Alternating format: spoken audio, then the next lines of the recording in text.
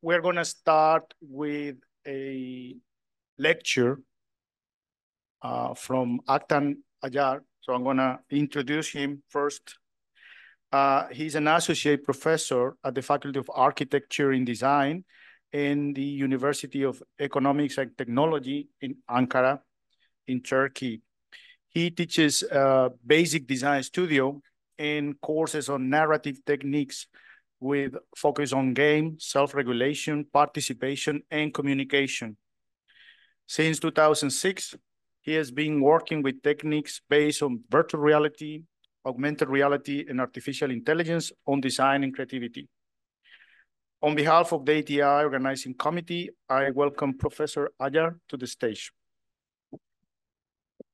Yes, I'm teaching basic. Oh, okay. I don't want to say teaching. I prefer saying I'm trying to facilitate their learning, design and architecture in the first year of their, let's say, journey in the profession and discipline. I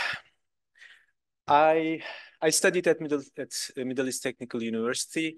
There are some classmates and colleagues of mine here, and it's really good to be here. It's an honor to be here. I'm trying to tell the story of my journey along with my students in the first year. Actually, it's not a thematic or chronological narration. It's too complicated to tell and show.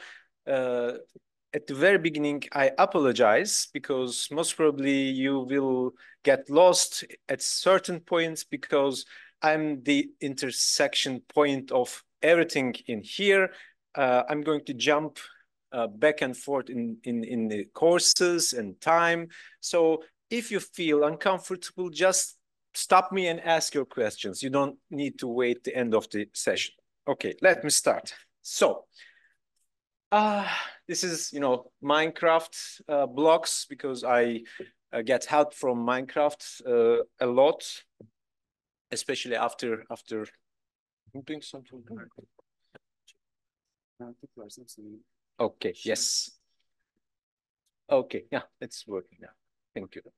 Let me start with Minecraft things. When everything closed during the pandemic, it was March. I sent emails all the universities and the basic design tutors to come together and discuss what we'll do in the September, because I was thinking that okay, it will be online education.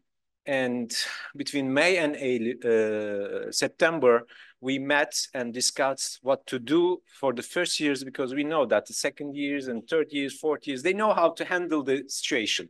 They know each other, they know the studios and the tutors, but the first years, the newcomers, no, they will be, they will have a lot of problems. And I decided to construct all the faculty building in Minecraft. Thanks to Microsoft Education Edition, they had such a license. We provide the licenses for our students, and we welcomed our students in Minecraft in our faculty building and conducted our courses for 3 months in Minecraft, and still doing some exercises. But now they say, okay, are we going to play? No, because, even it's a game or play, if it is about learning something, they refuse it. People refuse it. Now I'm decreasing the amount of time we are playing in Minecraft. So all the things are related with climate issues and change, all this stuff. I'm not going to tell all the story here, but we are in climate emergency. That's our primary issue. All the wars, all the migrations, all the sufferings are almost directly related with the climate. And we will have a lot of diseases and problems, especially children and young people will be affected a lot. I'm not going to read all of them, but we are in trouble. And this is from Turkey. So, Quo Vadis, where are we going? Do you know this place? Is it familiar? Yes, it's Istanbul, and the only green plot is the cemetery. So we are going to somewhere nice in the end. We urgently have to support, encourage, reinforce children and youth to learn, be in harmony and balance, and most importantly, mutual communication with the environment, the nature, the world, the planet Earth. And we need to benefit from art, design, and architecture for the sake of our climate, our ecosystem, and biodiversity, because we are the part of it. And what am I doing? I'm trying to encourage my students, my colleagues, the first years especially, to discover and explore design across the borders of communities, education, generations, discipline, technologies, methods, and tools. So those are the things I'm dealing with. My graduate courses, my first year basic design studio, and collaborative installation, specialist installations. We are doing at the end of the first semester every year, and some architectural works and some transdisciplinary studies and research I'm doing in collaboration with nanotechnology, mechanical engineering, and civil engineering departments. Let me start with graduate courses. For many years, I'm trying to plant or green the concrete blocks, because the concrete is the most used material after water in Earth. In every second, some 57,000 cubical meter of concrete poured. And every 30 seconds, Allianz Arena can be filled with concrete. And it means that in 5 years, we can have another, the highest mountain, Everest. So it's really important to support our biodiversity and green stuff with the concrete, because, you know, we cannot get rid of it. It's the locomotive, the engine of our and many other countries' financial system. So we are trying to plant with really primitive methods, and it didn't work. Unfortunately, we lost all the plants and green stuff while trying to, you know, engage with the concrete and our blocks. There are some images of our experiments. Beton art is one of the prominent and established tradition of our discipline. Every year, one school hosts this beton art summer school only for the 4th years architecture students. And in 2019, we hosted beton art activity. We organized workshops for the 4th years.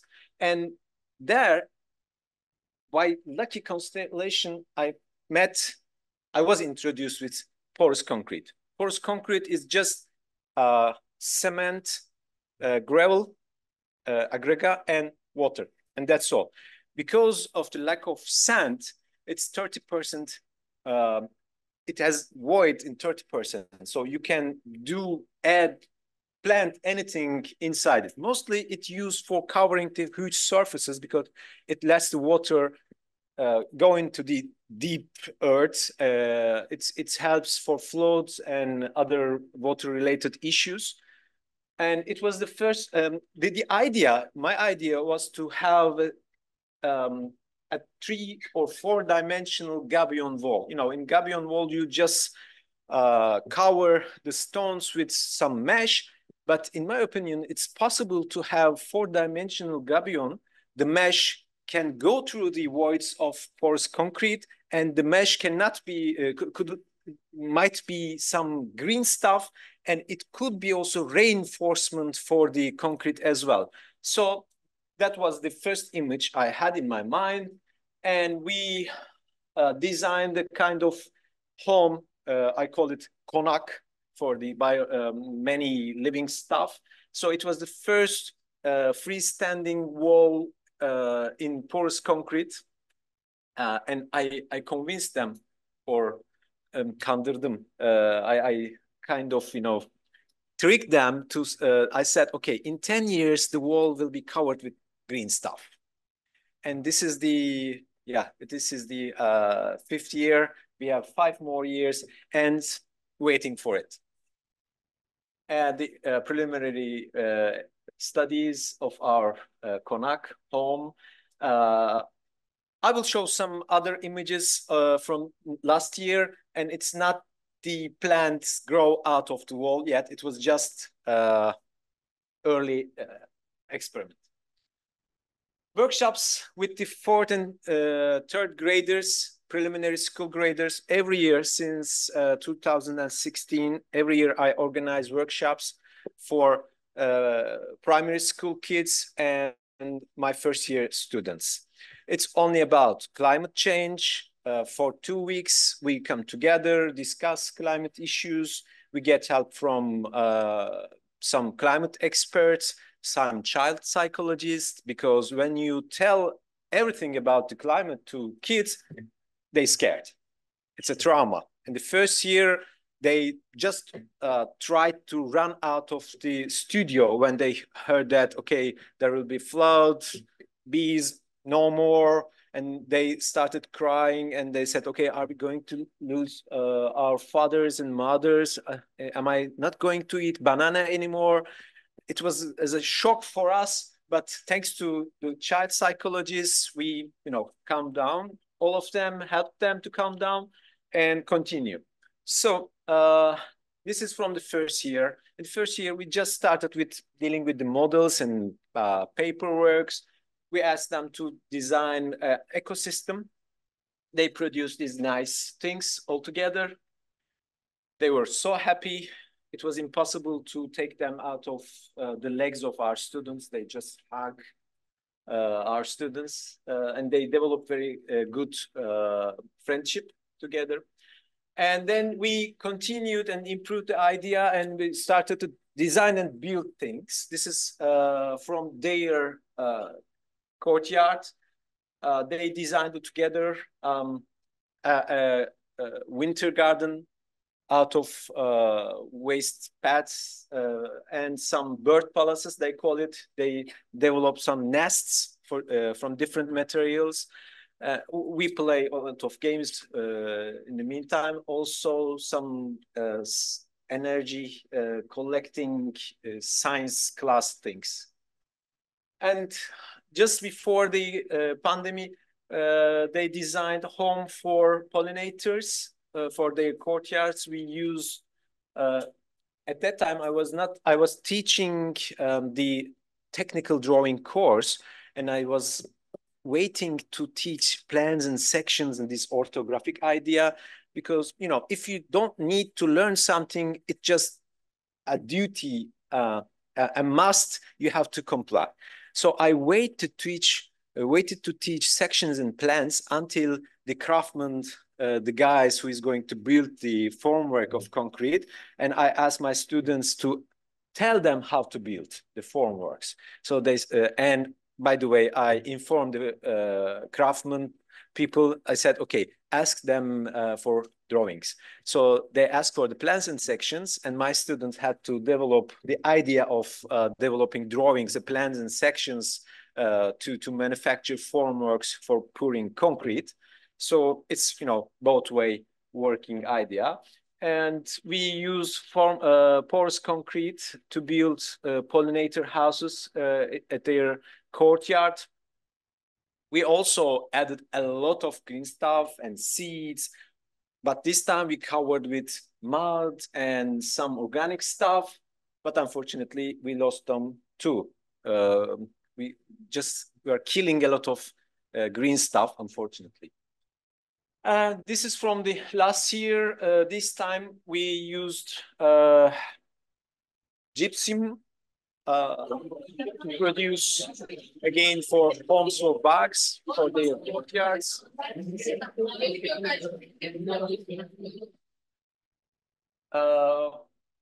In the end, we decided to burn them into the courtyard, and some people said, okay, gypsum, it's not that bad for biodiversity.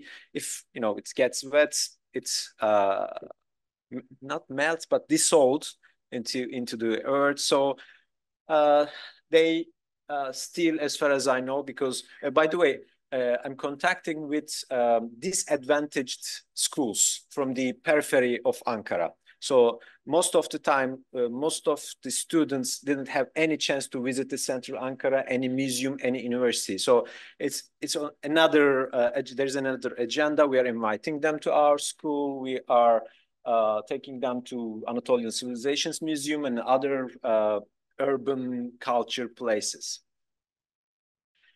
So again, back in time, this was a competition, Cement Industry Employers Association with Yıldırım Yazgan Arıkan. We offered that porous concrete tower. I was hoping to have third prize because one of my professors once said that, okay, the first prize should have been built. But if you have, some issues, it could be a problem. So if you have a good idea, some innovative idea, it's better to have mention or third prize. So we got the third prize because there was no reinforcement inside it. Porous concrete, water, air, everything goes through the concrete, so it creates corrosion. So it's bad for reinforcement. There was no reinforcement, but the institution asked us to build a small scale one in their courtyard. So we went to Baştaş Hazır Beton. Thanks to them, they produced some rings out of porous concrete, and I didn't put their research and development sections tests for strength and durability of the material, because they hanged our rings with some escalator and they shake it to understand if it's good or not. So it's not that much scientific. They are not here, but they're good. So this is this was the first one, and as you see, we again add some plants and seeds, but unfortunately it didn't work. But again, we got another invitation from Mardin Yeşilli Belediyesi. Yeşilli, it's a town name, but it's green.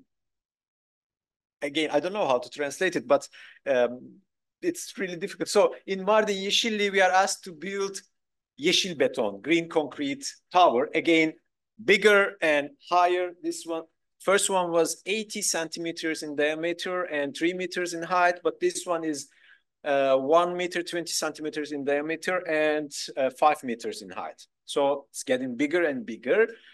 This time, the contractor was such a skillful man. He suggested us to have some water system at the top so we can keep humid all the tower, because in Mardin it's 40 degree in shadow. So it's better to have some water always.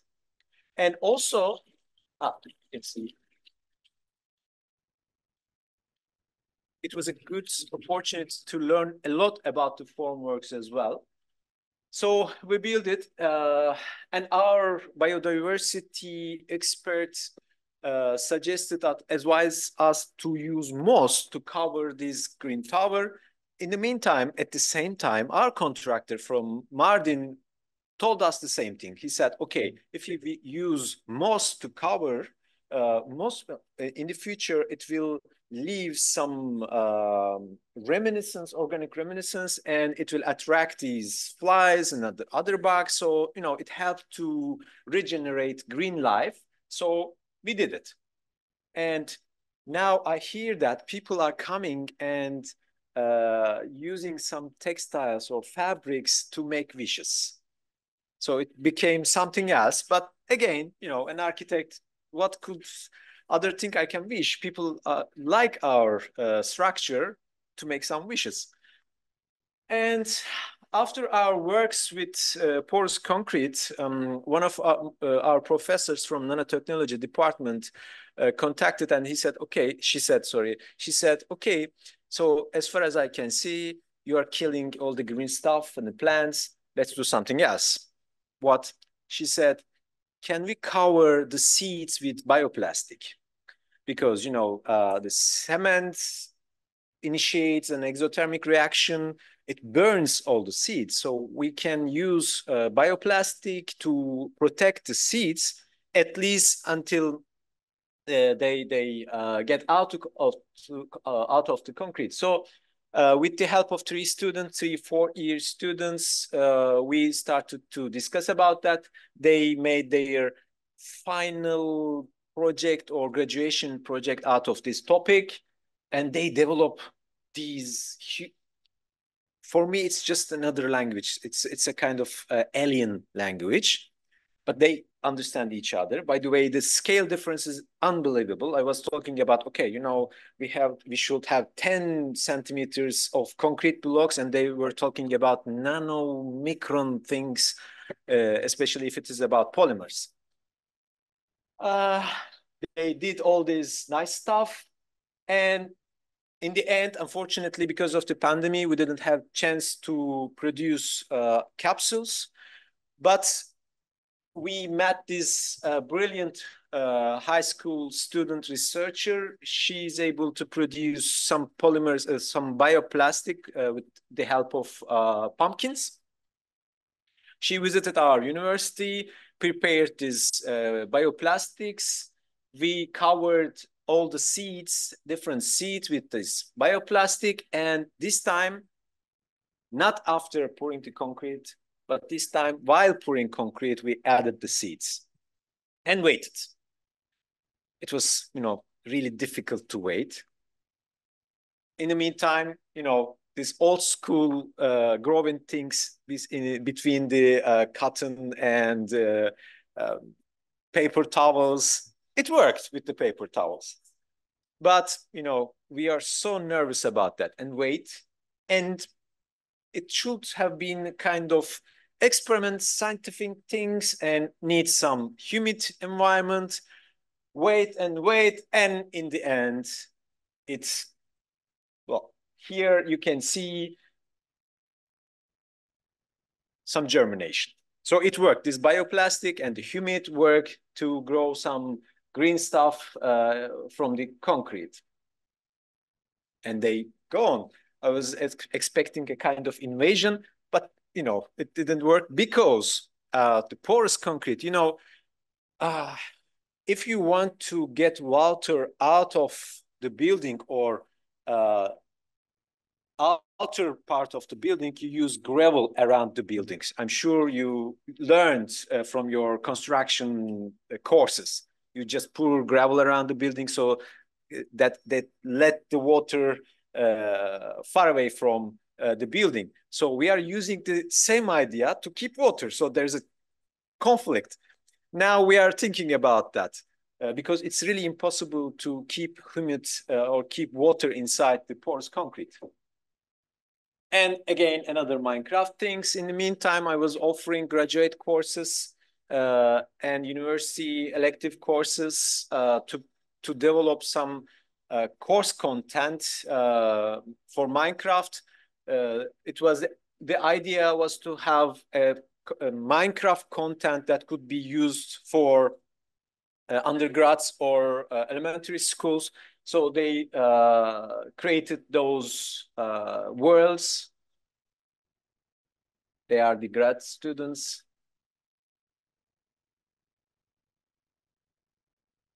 And in the meantime, we developed a rubric also. Now I'm jumping to the first year's experiential learning thing. Every year, the first semester ends up with collective special installation. The first years develop their own idea for the exhibition. So this is from 2018. No, it must be 17, I'm sorry. This is Facer. It's a, you know, pan game. Jar is a Turkish word, and there's a modern art gallery in Ankara. Jar, modern Jar is the place, the atelier. They fix the locomotives and cars in old times, and that place turned into the restorated, and now it's an art gallery. Our students were discussing about the effect of good architecture. And we were actually discussing about Vitruvius' 6 terms. I'm a Vitruvian fan. he's my red line about architecture. And unfortunately, his 3 terms known better and much more than the 6 terms. According to him, architecture is composed of, made of, or the result of order, design, the harmony of the measurements, the appropriateness, and the economy. So we were discussing about these terms, and one of our students said, okay, how can we understand that people, realize the result of that combination? And one of them said, okay, if you ask, they wouldn't answer. So how can we take the reaction? And another said, okay, I have seen an exhibition about the people's, a photographer took the picture of them, and after having said, okay, you look beautiful, their faces, change. So the photographer make another shoot. So can we have the photographs of visitors of Germodern? And they went to the Germodern art gallery, took the photos of visitors by the permission. And again, at that time, I was teaching the technical drawing course, and we were discussing about the topography in AutoCAD and Münhaniler, these topographical lines. So they developed that topographies, and they developed 500 faces, and they put them together, all together, and created this nice installation.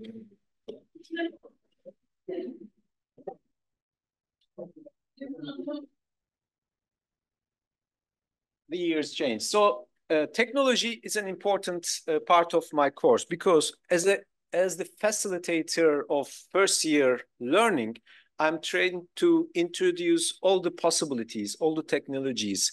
Otherwise, it could be somehow late to discover new things. So every year we discuss and experience and push the new technologies, new materials.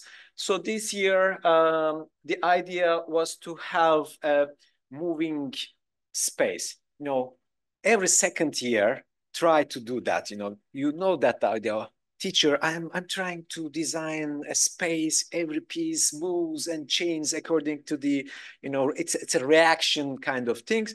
So we have been discussing that, and one of the students offered using Arduino and some motor drivers and some rolls, the wheels from the toys. So we developed 364 pieces of fabrics, 80 meters by 15 centimeters. And we used some plastic strings through the fabrics, use some weights, and connect them all together with the Arduinos and motor drivers. So we had also some ultrasonic sensors, as you can see here. And this is the result. So when you get closer, the fabrics can start to go up, and they are time control things.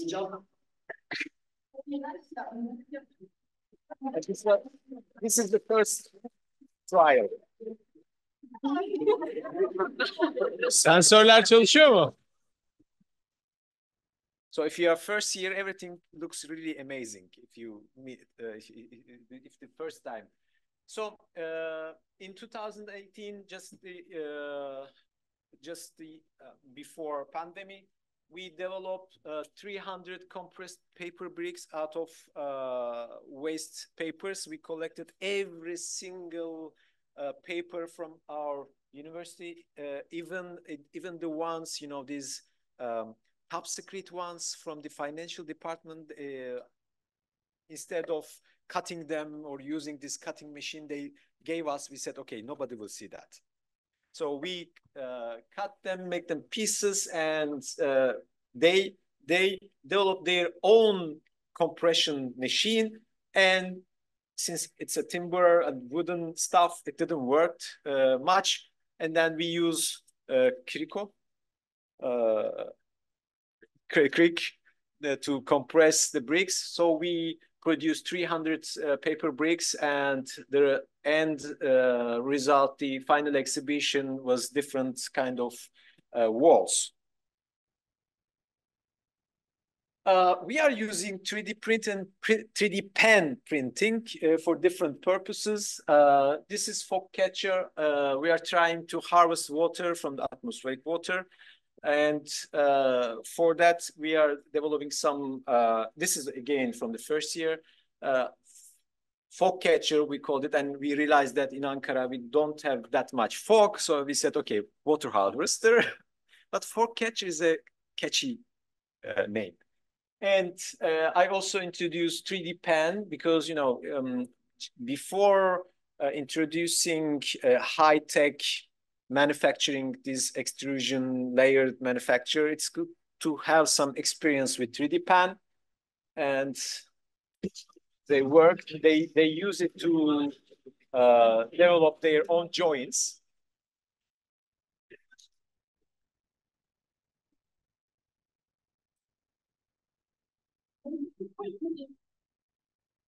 Also, we develop some simple joints with 3D printers. Not that much complicated, but for the first years, it's really good experiment, an amazing experiment. And those are our fog catchers. They are building for the different parts of the campuses.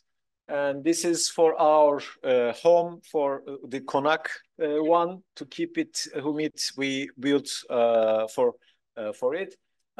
This one was 5 meters in height.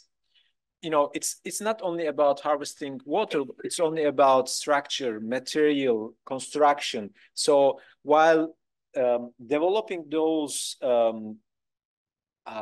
productions or installations, during the semester, we are discussing all the architecture and construction and structure related issues and topics. As I said this morning, structure is something, it's a kind of pattern, made of with really weak elements. They feel stronger and get stronger when they come together. So this is the idea, to have a stronger fog catcher out of really weak elements. This is another one.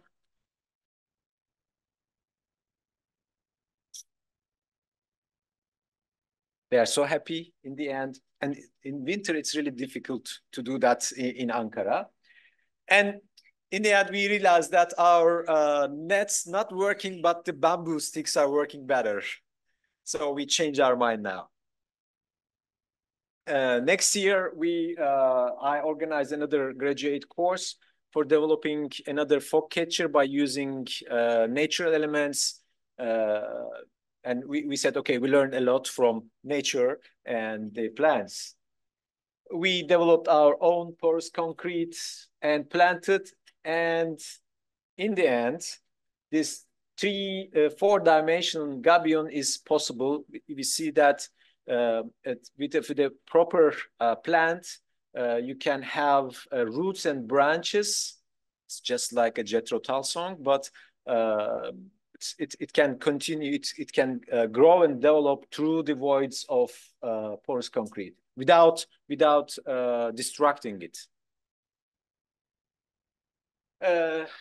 Last year, the final one of the exhibitions was about the UN Sustainable Goals. I asked my students to develop a labyrinth, and they were supposed to develop riddles and questions to finish the labyrinth. They developed 3 different labyrinths, one in Minecraft, one in physical with these cardboards and papers, and one with the VR, virtual reality. This is Oculus Quest 2, and we are using Arkio. They developed an environment, not only virtual, but it's a kind of enhanced reality things. So they developed their own model in Arkio, installed in Oculus Quest, and in the meantime, they changed the physical environment. So it was possible to experience the whole labyrinth with Oculus Quest on your head, and without seeing the real obstacles, it was possible to move around. In 2022, we visited Chase, the first Green Tower, and see if it is next to sea. It's very close to seaside. You can see these plants, these seeds grow. And also, last year again I visited, and it was amazing to see these wild ones. They were finding their own way from this moss, because it was also covered with moss. So next year, most probably, we will not need any moss anymore because the wild ones are coming.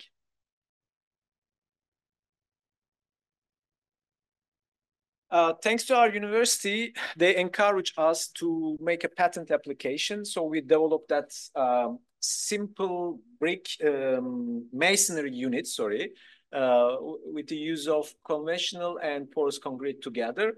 And this part is just for keeping water here. As I said before, it's really difficult to keep water. So we said, okay, if we can reserve some space for the water, it can keep humidity inside. So we applied for the patent, and we passed the first examination, waiting for the second. It takes years, as far as I know, 2 or 3 years. I study visuospatial skills as well. I was doing another PhD study in educational psychology in Ankara University.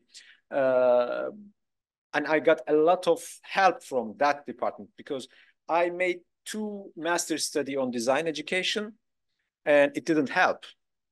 Actually, when I finished my first year at METU, I swear not to teach anything related or similar to basic design course we had in our first year. So educational psychology, it's an amazing discipline. I encourage my students to apply TÜBİTAK support. This is 2209A. This is for undergraduate students. We applied for this game.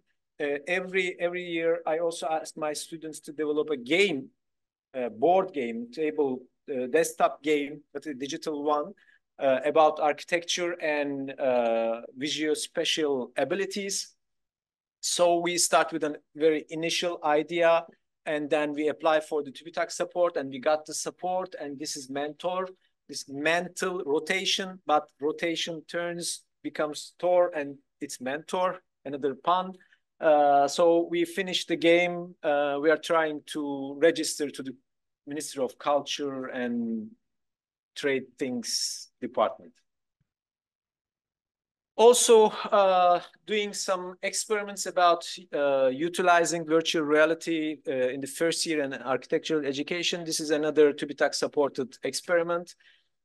This is very well-known Jean Piaget experiment. Jean Piaget is the developer and father of cognitive development. He's a great guy, was a great guy. His 3 mountain task is about perspective taking and allocentric thinking. Basically, it's about having 3 different models of mountains, and a kid sits on one side, and they play some dolls on the other side, and they ask this participant to pick the right look or perspective from the doll. We developed it a little bit. We built the same setup in Arkio for the virtual reality. We we had 28 participants from different departments. So we now writing the article about the results. So walking inside it, this is from our computers, and this is from the perspective of the participant.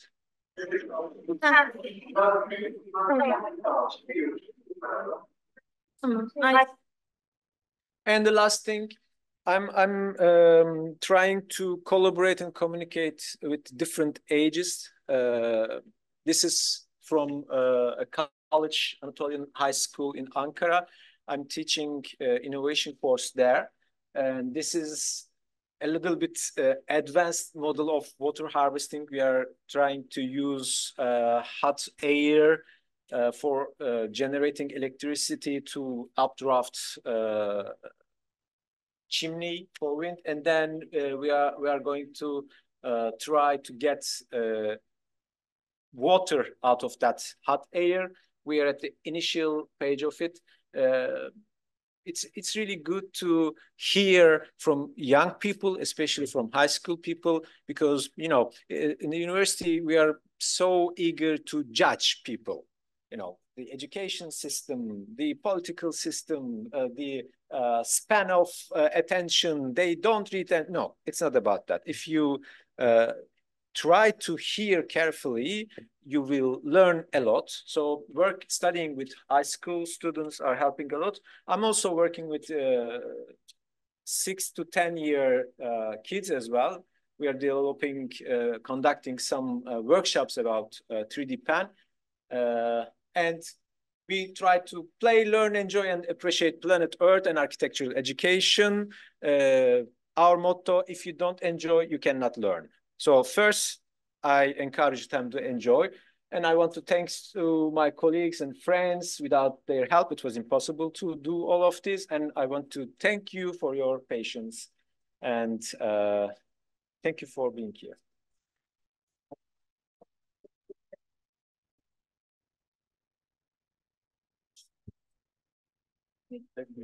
Answer some questions. Is this, yeah, this is working. So, well, thank you very much. And now we open the floor to questions from the audience. Is there any question?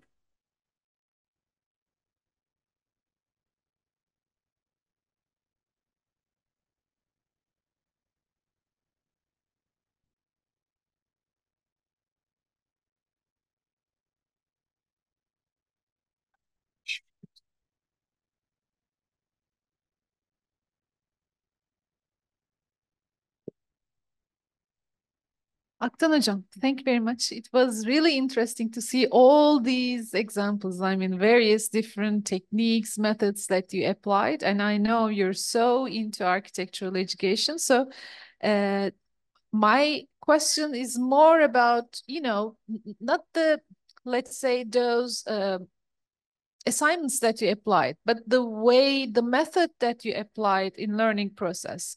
Because I found this, especially pairing first year students with primary students, very, very interesting. I mean, it was something like a revelation for me, because I always feel like when I teach, I learn better.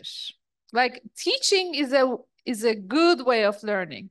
So then after your presentation, the first examples, I started thinking then maybe making students to teach something to, for instance, primary students that they may be fresh learnings of them might be a very good way of teaching them also some very basic aspects that they learned recently. So I really would like to, could you please elaborate on that issue more? What is your observation about it? I think it's a very interesting idea, like make them learn through teaching. Thank you. I think architectural education, unlike other disciplines, a kind of doctrination. Most of the time, institutions are very happy about that, but I'm not happy because, like converting people. the converted ones, the most, ambitious ones, and they tend to forget everything in the past. But in my opinion, I'm against the idea or motto of architectural education, forget everything you know before. No, brain doesn't work like that. Brain always and absolutely works on the things we know and we experience. So to keep them remembering that, it's really good to make this kind of connections with the outside of architectural institution. And the primary school kids, it's a really good helpers and teachers because they are so direct. They are so, open to express themselves and ask for what they want. So that's communication and collaboration helps both sides. Because, first years, they don't know anything about designing and architecture. They are trying to discover, but they need some mirrors from their past and from the society. So these environments foster that communication. And the overall idea about my studio experience, for example, I don't give any critique about the forms. Every single assignment includes the assessment criteria, but it's only about how you develop your idea by using different tools, for example. Have you tried different alternatives? How did you solve the problems you faced? I'm not showing or underlining the problems.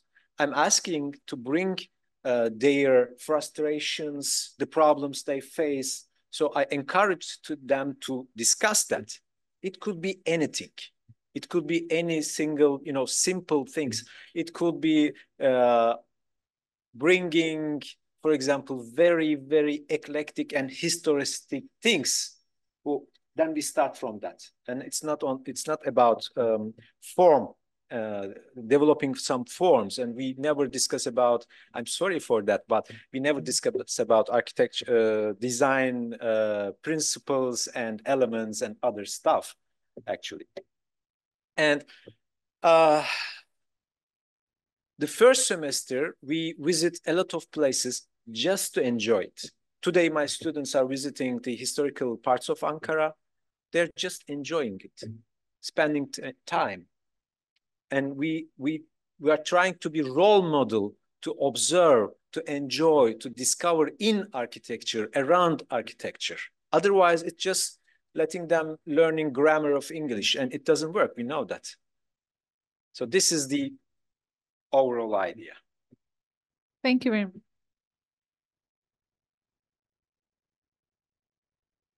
Here there is a question.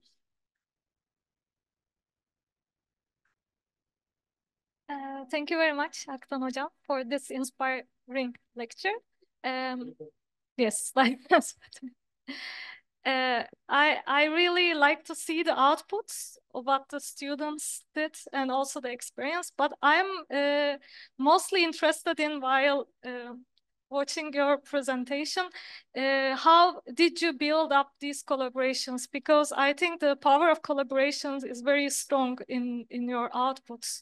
I mean, they are not only students, but other stakeholders, like the primary students, for example. As I know, it's very difficult to get permission to work with them. You should go to the Ministry of Education or so. So these are also the investors, or other things. Maybe you can give some hints to us and also students how to collaborate in architecture. Thank you.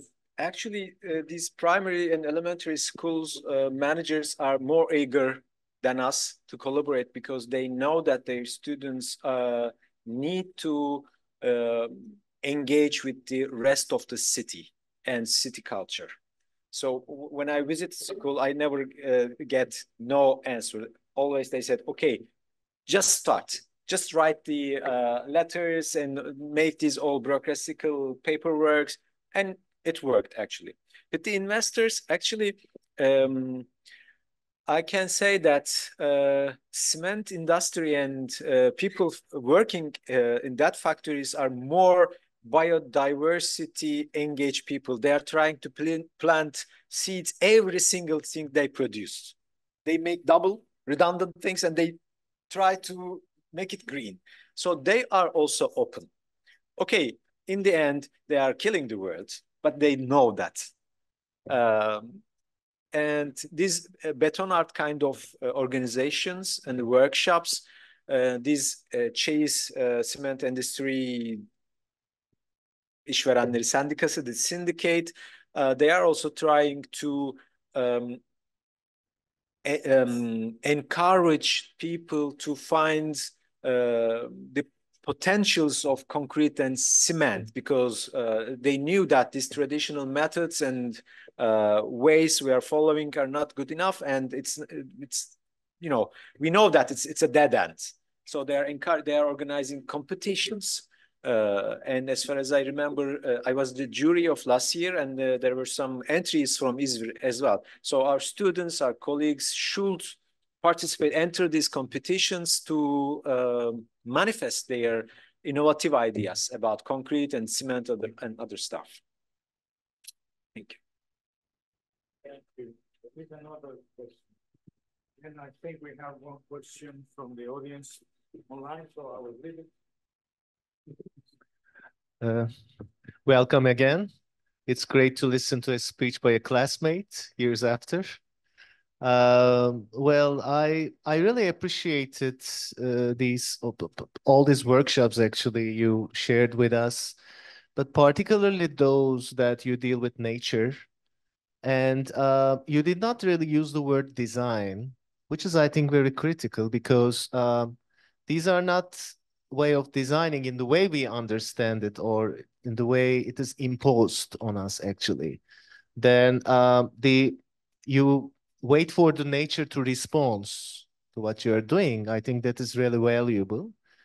But having seen that green area in Istanbul, I also can't stop asking myself to what extent we deal with nature, because I think that's the only condition that our dead body dissolves into nature and there is no design in it, right? So, I mean, having dealt with all these workshops, I don't know, maybe you don't have an answer to that, but have you ever thought about it? The way we deal with nature, actually, as designers. Thank you, Burkay. You are very right about that. And every single workshop and production and build stuff triggers that question. We are a part of that nature. We are exaggerating our skills and position. On the other hand, it's impossible to get rid of human being or our culture, including concrete and urban settlements. It's impossible to get rid of it. You cannot omit that. We are part of it. Most probably, if we dissolved or extinct, most probably the balance of nature will be something else. I don't know, good or bad, but it will be something else. So we have to find a way to be in harmony. I am trying to find the ways of being harmony with nature and the rest of the universe, let's say. Trained as an architect and designer, this was the only way. I know, but with the help of psychology, the philosophy and art and the society, now I'm discovering different ways. So it's better to be in touch with other peoples instead of saying that all the people should get architectural education to be, you know, intellectuals. No, there are different ways of being intellectual, and we need to listen to that. Well, I'm gonna take a question from here. Okay, I'm gonna read it from here. Oh, here, there is a question. This says, did you shape your basic design studio courses entirely around game design? We saw many different areas in the presentation, but it seems like you have focused on this recently on your Instagram page? That's a question from the audience. Yeah, there's a story. Okay. Okay. I'm not trying to gamify my basic design course. I'm trying to enjoy the games. I'm trying to my students to enjoy the games by playing, by developing, by thinking about that. But it's not, I cannot say that I structured all the basic design course around game. But it's, you know, it's something we know. It's something they know. It's really good to start from they feel comfortable and they know. If I realize that if I push it too much, if I ask playing games too much, they refuse it. They take a step back. They said, okay, I don't want to play. I know my students playing Minecraft before I enter studio. And when I say, okay, let's start with Minecraft, they say, no, we don't want to play. So I know that difference. So the thing is, first, I listen to them. This is also about collaboration. First, I listen to them. First, I try to understand their needs, their perspective, their goals, and then I start to build the collaboration. Actually, all these installations, collaborative installations, achieved through this way. Because I know that asking or assigning a duty wouldn't work. People should want or take the responsibility, the initiative of doing something. So first I listen to what can you do? What would you like to do? How can you contribute? And then I start to reshape, adjust the duty accordingly. In the end, this first step is very heavy, but in the end, you've realized that they are bringing more than I was asking. I hope this works. Hope so too. Okay, I think if you have any other question, Atkan is going to stay with us as well. So please come to him. Atkan, I would like to thank you very much on behalf of the ATI for that very passionate and thoughtful lecture. We have a present for you. This is our ATI. You can take a seat. Okay, thank you very much. Yes. And thank you very much, everyone. And we're going to have a coffee break now, 15 minutes, and then we come back.